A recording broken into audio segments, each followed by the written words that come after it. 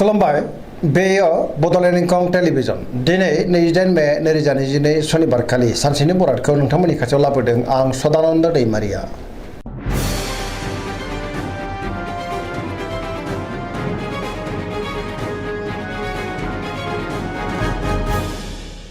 सिगां फरायनो लादों मेष राशि गिबि हांखो अ ल दिनैनि साना जोबोर मोजां बयनिफ्रायबा मोजां खौरां फैनोबो हागौ गुबुनजों अनजागोन जेरावबो देरहासार जागोन मावनो लानाय खामानिखौ थि समावनो मावफुंनो हागोन गोसोखौ दिनै जोबोर गोजोननाय मोनगोन देहाया मोजाङै थागोन रांखावरियाव दिनै जोबोर मोजां होनजायो मोननो गोनां धोनखौ मोननो हागोन आरजिनाय धोनखौबो दोनथुमनो हागोन बेफार फालांगियाव जोबोर मोजां मुलाम्फा मोनगोन सोरबा लोगोनिफ्राय थोजासे हेफाजाब मोननो हागौ बिसि फिसायनि गेजेराव नखराव अनलायनाय फैगोन बिदा फंबायनि गेजेराव मोजां सोमोन्दो थागोन बिमा बिफानि अननाय आरो बोरखौ दिनै मोननो हागोन बहाबा थाङोब्ला दिनै जोबोर मोजां आरो मोजाङैनो हान्थिनोबो हागोन गुबुननि गोसोखौबो दिनै गोरलैयैनो बोनो हागोन गोसोनि बोलोआ बांगोन समाजावबो मान मोननो हागोन लाइमोनफोरा दिनै जोबोर रमान्टिक जागोन आरो बहानिफ्रायबा मोजां खौरां फैनोबो हागौ फरायसाफ्रा दिनै फरायनायाव गोसो दुंखांगोन आरो मोजां फिथाइ मोननोबो हागोन पजिटिभ एनार्जिनि गोहोमबो गोग्लैगोन।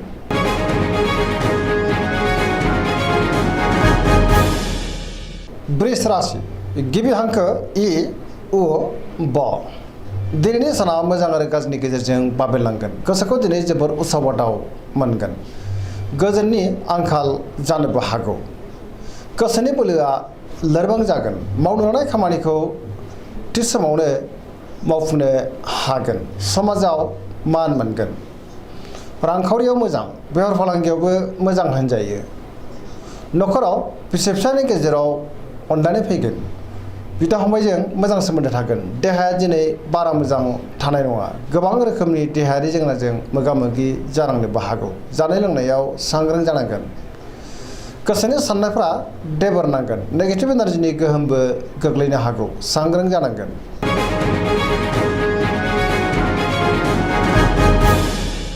मिथुन राशि गिबि हांखो क स दिनैनि साना जोबोर मोजां बयजोंबो अनजागोन आरो गुबुननि अनसायनाय मोनगोन गोबां बिथिङाव जाफुंसार जानो हागोन गोसोखौ दिनै जोबोर गोजोननायबो मोनगोन गोसोआव गोग्गो आरो गोथों साननाय फैगोन गियाननि आंखाल जानाय नङा देहाया दिनै मोजाङैनो थागोन रांखावरियाव जोबोर मोजां बेफार फालांगियावबो दिनै जोबोर मोजां मुलाम्फा मोननो हागोन नखराव अनलायनाय फैगोन समाजाव गोबां मान मोननो हागोन गोसोनि बोलोआ दिनै बांगोन मावनो लानाय खामानिखौ थि समावनो आरो गोरलैयैनो मावफुंनोबो हागोन सिगांनि बबेबा आद्रा खामानिखौबो दिनै मावफुंनो हागोन सोरबा लोगोनिफ्राय थोजासे हेफाजाब मोनगोन गुबुनजों मोजां सोमोन्दो लाखिनो रोंगोन लाइमोनफोरनि गोसोआ दिनै जोबोर रमान्टिक जागोन आरो गावबा गावनि गोसोनि साननायफोरखौबो फोरमायलायनोबो हागोन फरायसाफ्रा दिनै फरायनायाव गोसो दुंखांगोन आरो मोजां फिथाइ मोननोबो हागोन पजिटिभ एनार्जिनि गोहोमबो गोग्लैगोन।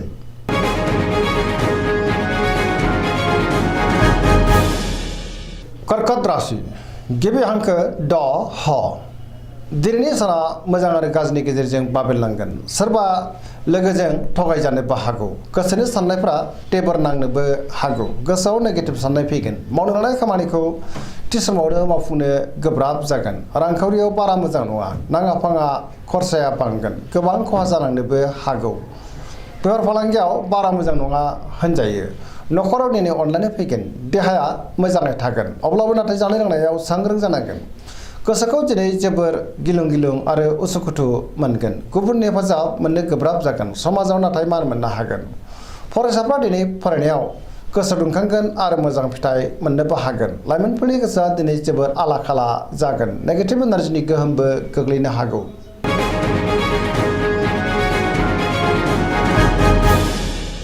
सिंह राशि गिबि हांखो म ट दिनैनि साना मोजां आरो गाज्रिनि गेजेरजों बाबेरलांगोन सोरनिबा अननायखौ मोनाबो जानो हागौ सुथुरा बांनो हागौ आरो सोरबा सुथुरनि गाज्रि नोजोर गोग्लैनोबो हागौ सांग्रां जानांगोन गोसोखौ दिनै जोबोर उसुखुथु मोनगोन समाजाव मान मोनगोन गोसोआव गोनो गोथो साननाय फैनोबो हागौ मावनो लानाय खामानिखौ मावफुंनो हागोन सोरबा लोगोनिफ्राय थोजासे हेफाजाब मोननो हागोन बहानिफ्रायबा मोजां खौरांबो फैनो हागौ नाथाय अब्लाबो गोसोनि साननाया देबर नांगोन बहानिफ्रायबा नाङा फाङा खरसाबो बांनो हागौ बेफार फालांगियाव मोजां गोसोनि साननायखौ गुबुननो फोरमायनो हागोन, न'खराव अनलायनाय फैगोन, समाजावबो मान मोननो हागोन, गुबुननि गोसोखौ बोनोबो हागोन, देहायाबो दिनै मोजाङैनो थागोन, गुबुननि थाखाय गोबां मोजां खामानि मावनानै होनोबो हागोन।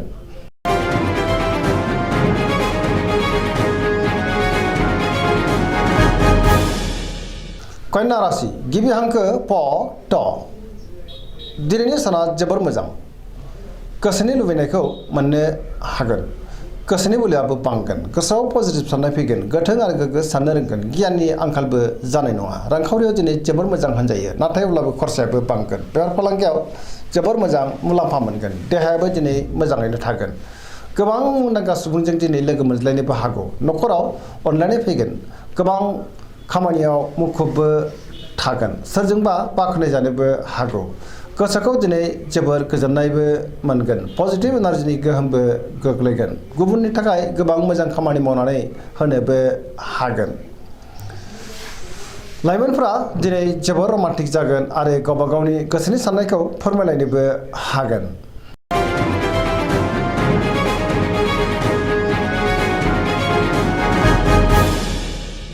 तुला राशि गिबि हांखो र ट।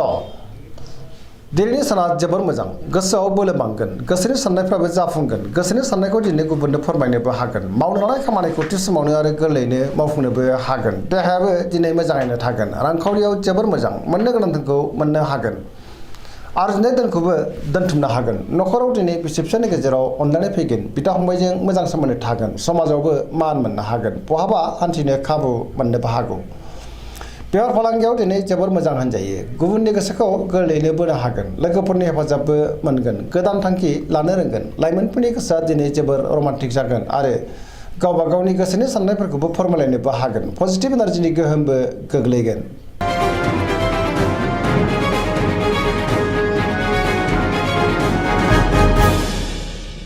वृश्चिक राशि गिबि हांखो न स।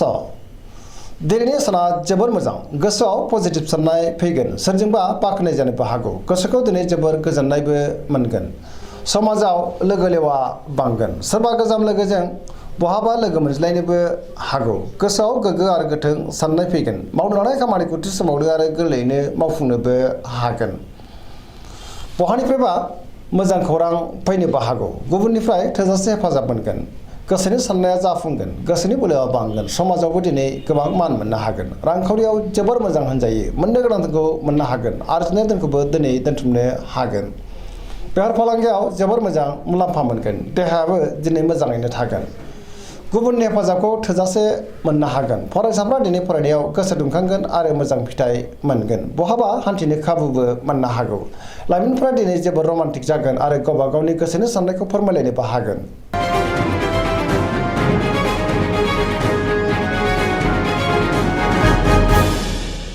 धनु राशि गिबि हांखो ढ फ भ।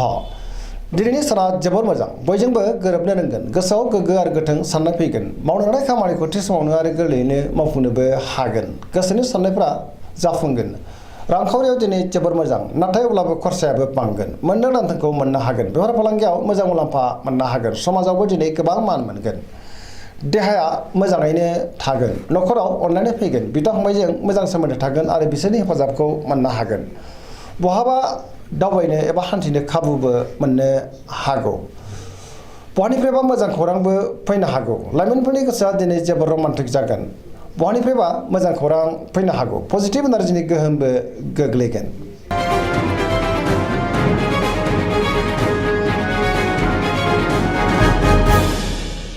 मकर राशि गिबि हांखो ख ज।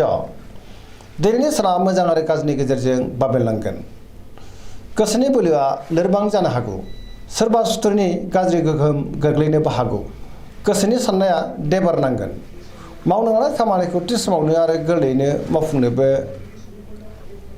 गोब्राब जागोन, माबा नङा माबा मोनसे हेंथा नुजानोबो हागौ, रांखावरियाव मोजां, आयाबो बांगोन, बेफार फालांगियाव मोजां होनजायो, गुबुनजों मोजां सोमोन्दो लाखिनो रोंगोन, न'खराव अनलायनाय फैगोन, बिदा फंबायजों मोजां सोमोन्दो थागोन आरो बिसोरनि हेफाजाबखौ मोननो हागोन, देहायाबो दिनै मोजाङैनो थागोन, अब्लाबो नाथाय जानाय लोंनायाव सांग्रां जानांगोन, सेंग्रा सिख्लाफ्रा गावबा गावनि गोसोनि साननायफोरखौ फोरमायलायनो हागोन। फरायसाफ्रा दिनै फरायनायाव गोसो दुंखांगोन आरो मोजां फिथाइ मोननोबो हागोन।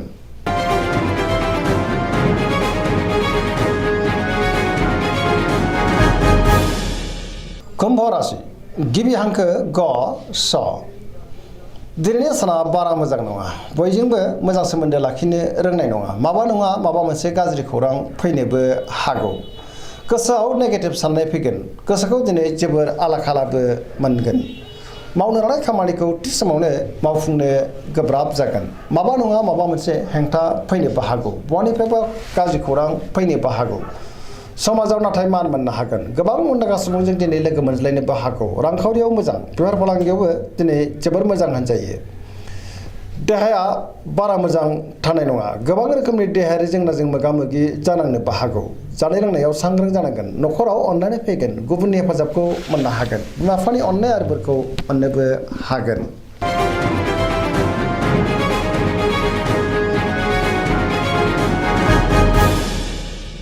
मीन राशि गिबि हांखो ड स। दिनैनि साना जोबोर मोजां। सिगांनि बबेबा जेंनाखौ दिनै सुस्रांनो हागोन। गोसोखौ जोबोर गोजोननायबो मोनगोन। गोसोआव पजिटिभ साननाय फैगोन। गोथों आरो गोग्गो साननो रोंगोन। गियाननि आंखाल जानाय नङा। गोसोनि बोलोआ बांगोन। गावनि गोसोनि साननायखौ दिनै गुबुननो फोरमायनोबो हागोन। देहायाबो मोजाङै थागोन। नाथाय अब्लाबो जानाय लोंनायाव सांग्रां जानांगोन। बहानिफ्रायबा मोजां खौरां फैनोबो हागौ। रांखावरियाव दिनै जोबोर मोजां। आयाबो बांगोन। बेफार फालांगियावबो जोबोर मोजां होनजायो। न'खराव दिनै अननाय फैगोन। सोरजोंबा बाख्नाय जानोबो हागौ। गुबुनजों मोजां सोमोन्दो लाखिनो हागोन। लाइमोनफोरनि गोसोआ दिनै जोबोर रमान्टिक जागोन आरो गावबा गावनि गोसोनि साननायखौ फोरमायलायनोबो हागोन। फरायसाफ्राबो दिनै फरायनायाव गोसो दुंखांगोन आरो मोजां फिथाइ मोननोबो हागोन। गोसोनि साननायफ्राबो जाफुंगोन। पजिटिभ एनार्जिनि गोहोमबो गोग्लैगोन। दिनैनि राशि फरायनाया एसेनोसै। जोबनायाव बेखौनो खावलायो जाहाथे नोंथांमोना सानफ्रामबो जोंनि बे बड'लेण्ड इंखं टेलिभिजनखौ नायबाय थायो आरो साबस्क्राइब खालामो, लोगोसे लाइक खालामो आरो शेयार खालामो। एसेनोसै। गोजोन्थों।